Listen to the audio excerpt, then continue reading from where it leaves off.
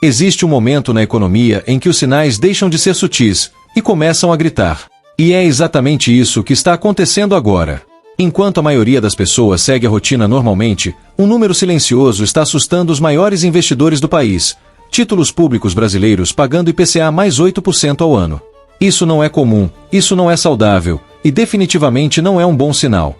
Historicamente, quando um país precisa pagar juros reais tão altos para financiar sua dívida, o mercado está dizendo apenas uma coisa: o risco explodiu. E enquanto isso acontece, o Ibovespa oscila violentamente, refletindo medo institucional. O investidor estrangeiro começa a sair, o capital encarece, e o custo da dívida entra em um ciclo perigoso. Agora pense comigo, se o governo precisa pagar IPCA mais 8% e a inflação gira em torno de 5%, estamos falando de juros nominais acima de 13% ao ano em títulos considerados livres de risco. A pergunta que ninguém está fazendo, mas deveria, é simples e brutal. O Brasil perdeu o controle? Vamos aos números, porque aqui não existe espaço para achismo. Imagine um título do Tesouro Direto pagando IPCA mais 8%. Se a inflação anual for de 5%, isso significa um retorno de aproximadamente 13,4% ao ano, considerando juros compostos. Agora vamos projetar isso em 10 anos. Um investimento de R$10 mil se transforma em mais de R$35 mil nesse período. Isso parece incrível, mas aqui está o problema. Por que o governo está disposto a pagar tanto? A resposta está no risco fiscal. A dívida pública brasileira já ultrapassa 75% do PIB, e o mercado começa a questionar a capacidade do governo de controlar gastos. Quanto maior o risco percebido, maior o prêmio exigido pelos investidores.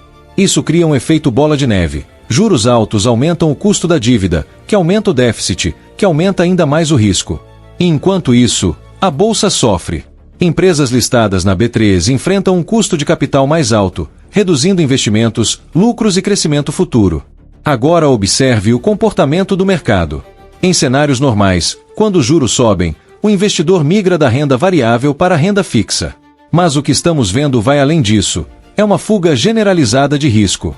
O investidor institucional começa a desmontar posições em ações, pressionando ainda mais o Ibovespa, enquanto busca proteção em títulos públicos indexados à inflação. Isso cria uma distorção perigosa. Empresas boas, lucrativas e sólidas começam a ser negociadas com múltiplos extremamente baixos, não porque são ruins, mas porque o ambiente macroeconômico está deteriorando. Ao mesmo tempo, o custo de financiamento das empresas sobe drasticamente. Um projeto que antes era viável com juros de 8% ao ano simplesmente deixa de fazer sentido com juros de 14%. Isso trava o crescimento da economia real. Menos investimento significa menos emprego, menos renda e, consequentemente, menos consumo. E tudo isso retroalimenta o problema inicial. O crescimento desacelera, mas a dívida continua crescendo. Agora vamos aprofundar ainda mais o cenário, porque o que parece apenas um movimento de mercado pode, na verdade, ser o início de uma crise estrutural. Se o governo continuar gastando mais do que arrecada, ele precisa emitir mais dívida. Para vender essa dívida, ele precisa oferecer juros ainda maiores. Isso atrai capital no curto prazo, mas destrói a sustentabilidade no longo prazo. Vamos fazer um cálculo simples. Se a dívida cresce 10% ao ano e o PIB cresce apenas 2%, a relação dívida-PIB inevitavelmente explode. Em poucos anos, o país entra em uma zona de risco onde cada aumento de juros piora ainda mais a situação fiscal. E é exatamente isso que o mercado está precificando agora. O IPCA mais 8% não é apenas uma oportunidade de investimento, é um alerta. É o mercado dizendo que o risco Brasil subiu de patamar. E quando isso acontece, a confiança desaparece rapidamente. O capital internacional, que antes via o Brasil como oportunidade, começa a enxergar instabilidade. E aqui está o ponto mais importante de todo esse cenário. Crises não começam quando todos percebem, elas começam quando poucos entendem. O que estamos vendo agora é um desalinhamento entre percepção popular e realidade econômica. Enquanto muitos comemoram juros altos como uma oportunidade, os grandes players estão reposicionando seus portfólios para sobreviver a um possível cenário de estresse econômico. O investidor comum precisa entender que não existe almoço grátis. Se o Tesouro Direto está pagando IPCA mais 8%, é porque alguém está assumindo um risco maior do que o normal. E esse alguém é você, direta ou indiretamente. O mercado não entra em pânico por acaso. Ele reage antes, precifica antes e se protege antes. A pergunta que fica agora não é mais se algo vai acontecer, mas sim quando e com qual intensidade. E quem entender isso primeiro, vai ter uma vantagem absurda nos próximos anos. Mas existe uma camada ainda mais profunda que poucos estão analisando: o impacto direto da taxa básica de juros sobre toda a estrutura da economia. O Banco Central do Brasil mantém a taxa Selic elevada justamente para tentar conter a inflação, mas isso tem um efeito colateral devastador. Vamos aos números. Se a Selic está em torno de 14,50% ao ano, isso significa que o custo médio de crédito para empresas pode facilmente ultrapassar 18% ou até 20% ao ano. Agora imagine uma empresa que precisa financiar 100 milhões de reais para expandir sua operação. Em um cenário anterior, pagando 8%, ela teria um custo anual de 8 milhões de reais. Agora, com juros de 18%, esse custo sobe para 18 milhões de reais. Isso simplesmente destrói a viabilidade de expansão. Multiplique esse efeito por centenas de empresas listadas na B3, e você começa a entender por que o crescimento econômico trava de forma silenciosa e progressiva. Agora vamos conectar isso diretamente com o comportamento do investidor estrangeiro, que é um dos principais motores do Ibovespa. Quando o risco fiscal aumenta e a previsibilidade econômica diminui, o capital internacional reage de forma imediata. Não é emoção, é matemática. Se um investidor global pode aplicar em títulos americanos com segurança e previsibilidade, por que ele manteria posição em um país onde o prêmio de risco está aumentando rapidamente? Mesmo com juros altos, o problema não é apenas retorno, é confiança. E aqui entra um cálculo crucial, o chamado spread de risco. Se o Brasil paga IPCA mais 8% e os títulos americanos pagam inflação mais 2%, estamos falando de um prêmio de 6 pontos percentuais. Isso é enorme. Mas quando esse prêmio cresce demais, ele deixa de ser atrativo e passa a ser um sinal de alerta. É como se o mercado dissesse: isso está pagando muito porque algo pode dar errado.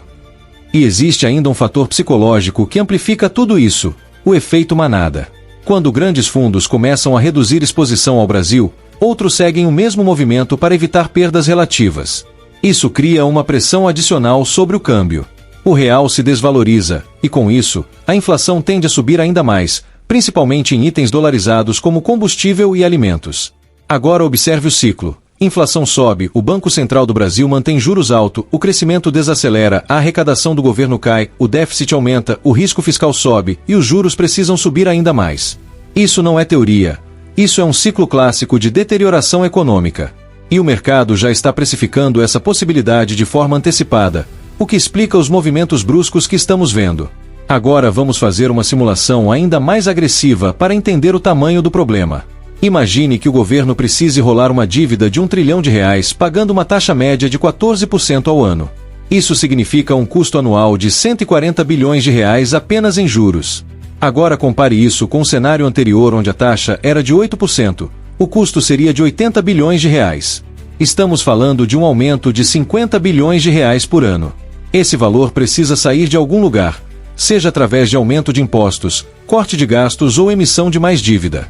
E aqui está o ponto crítico. Se o governo não consegue ajustar as contas, ele entra em um ciclo onde precisa emitir mais dívida para pagar juros da dívida antiga. Esse é o tipo de dinâmica que, ao longo do tempo, pode levar a crises fiscais severas. E o mercado, mais uma vez, já está reagindo antes da maioria perceber. No meio de tudo isso, surge uma pergunta estratégica que separa investidores comuns de investidores preparados. Isso é uma crise ou uma oportunidade histórica? Porque, enquanto o cenário macro se deteriora, ativos reais começam a ser negociados a preços extremamente descontados. Empresas sólidas dentro da B3 podem estar sendo precificadas como se o pior cenário já fosse realidade. E é exatamente nesses momentos que grandes fortunas são construídas, não pela ausência de risco, mas pela capacidade de entender o risco melhor do que a maioria. O mesmo vale para o Tesouro Direto. IPCA mais 8% pode ser uma oportunidade extraordinária se o país conseguir estabilizar sua trajetória fiscal. Mas também pode ser apenas o começo de um ciclo mais turbulento.